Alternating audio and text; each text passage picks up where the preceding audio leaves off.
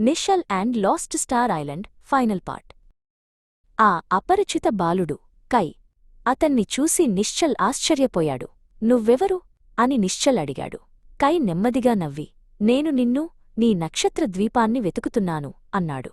కై ఆకాశ దొంగలు వెళ్లే దిశను స్పష్టంగా చెప్పగలిగాడు. నిశ్చల్ అతన్ని నమ్మాలా వద్దా అని ఆలోచించాడు. కై ఆకాశ దొంగల రహస్యాలను వివరించడం మొదలుపెట్టాడు. వారి అసలు పేరు ఓరియన్ నక్షత్ర సమాఖ్య. వారు కోల్పోయిన నక్షత్రద్వీపాన్ని తమ యుద్ధ స్థావరంగా మార్చాలనుకుంటున్నారు. అక్కడి శక్తివంతమైన నిధిని ఉపయోగించి భూమిని స్వాధీనం చేసుకోవాలని వారి ప్లాన్ అని కై చెప్పాడు. నిశ్చల్ దిగ్భ్రాంతి చెందాడు. రియాను కాపాడి ఆ దొంగలను ఆపడానికి నిశ్చల్ కైతో ప్రయాణించడానికి అంగీకరించాడు. త్వరగా వెళ్ళాలి, మ్యాప్ యొక్క శక్తిని వారికి దక్కనివ్వకూడదు అన్నాడు నిశ్చల్.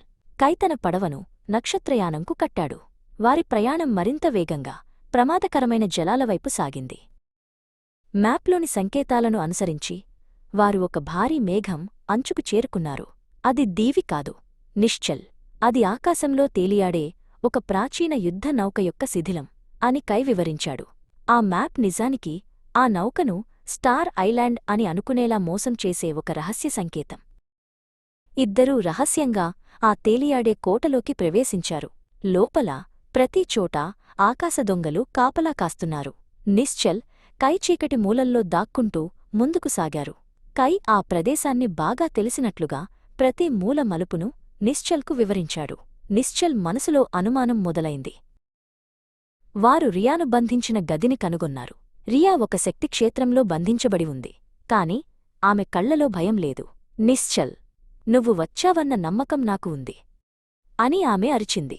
నిశ్చల్ మ్యాప్ను ఉపయోగించి శక్తిక్షేత్రం యొక్క కోడ్ను ఛేదించాడు. రియా స్వేచ్ఛ పొందింది.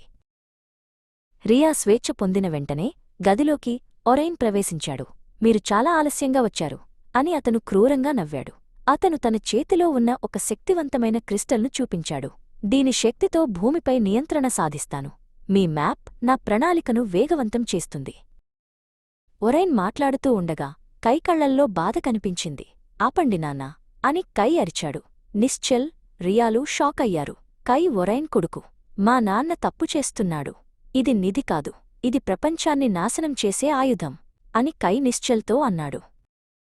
కై, నిశ్చల్ మరియు రియాలు కలిసి ఒరైన్తో పోరాడారు. నిశ్చల్ పటాన్ని ఉపయోగించి క్రిస్టల్ శక్తి యొక్క ప్రవాహాన్ని మార్చేశాడు. క్రిస్టల్ పేలిపోయే ప్రమాదం ఏర్పడింది. నక్షత్రయానం, త్వరగా అని నిశ్చల్ అరిచాడు. వారు ఆ కోట నుండి తప్పించుకున్నారు.